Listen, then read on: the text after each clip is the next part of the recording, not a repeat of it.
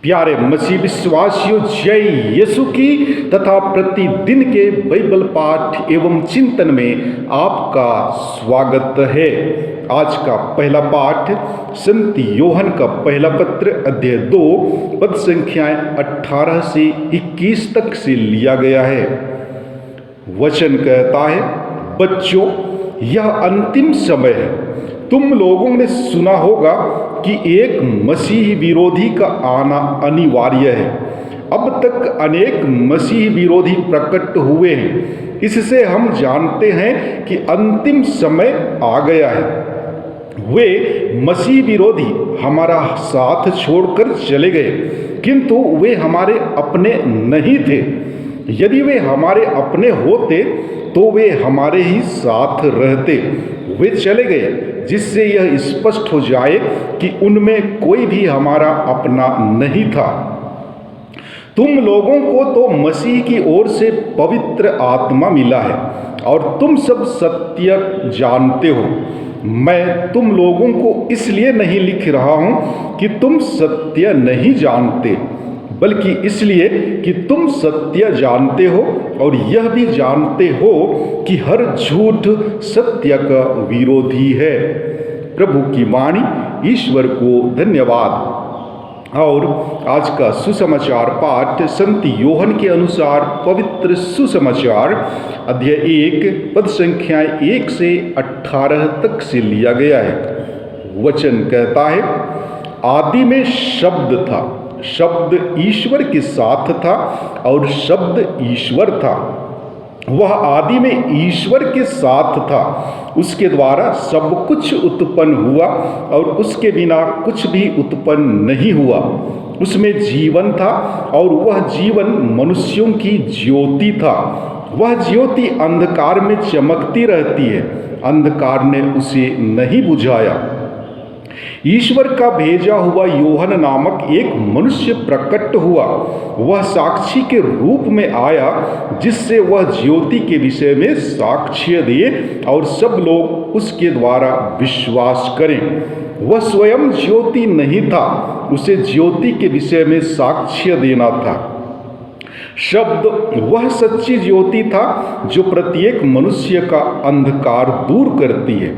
वह संसार में आ रहा था, वह संसार में था, संसार उसके द्वारा उत्पन्न हुआ, किंतु संसार ने उसे नहीं पहचाना। वह अपने यहाँ आया और उसके अपने लोगों ने उसे नहीं अपनाया।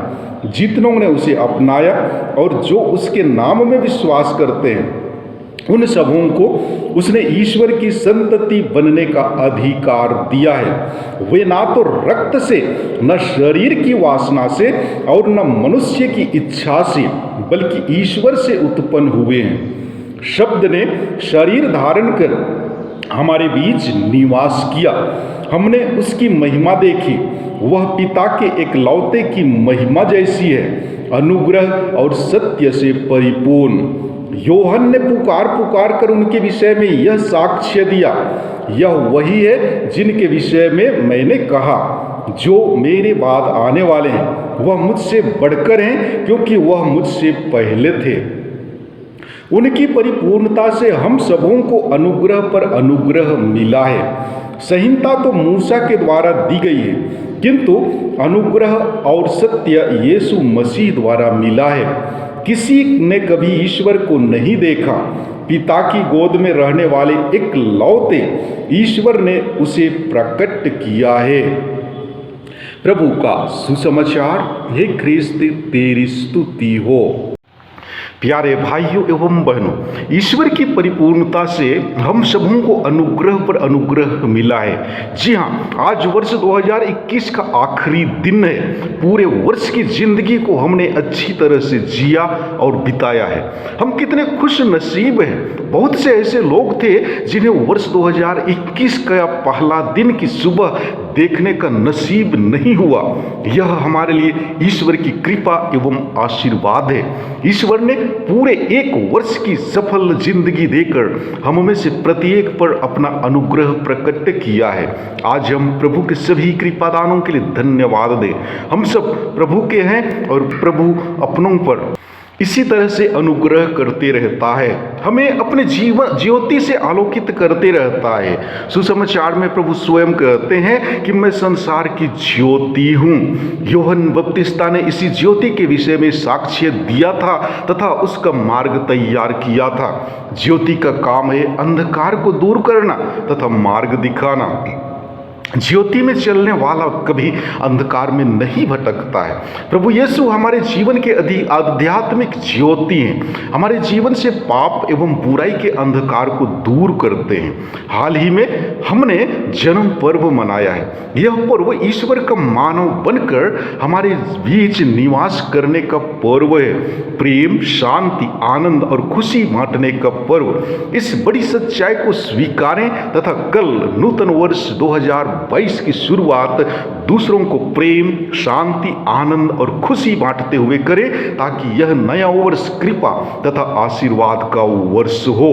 प्यारे भाइयों एवं बहनों, ईश्वर ने सभी जीव जंतु और सारी सृष्टि की रचना अपने शब्दों द्वारा की, अर्थात उनकी इन रचनाओं में उनका वास है। पर अंधकार अर्थात पाप इन पर हावी होना चाहता है, पर कभी सफल नहीं हो पाता, क्योंकि मनुष्यों का हृदय हमेशा ईश्वर की खोज में भटकता रहता है, जो मनुष्यों में जन्म जात है। इसी खोज में जब मनुष्य ईश्वर की वाणी सुनता और उसे ग्रहण करता है, तो वह उसकी संतान बनता है, और यह उसे अपने दम पर नहीं पाता, या फिर कहें कि वह इसलिए संतान नहीं बनता है क्योंकि वह किसी विशेष जाति, धर्म या पदवी का हो, वरन इसलिए कि वह ईश्वर की दया और उनकी सौम्यता पर विश्वास करता है। हमारी पहल के साथ ईश्वर भी होती है।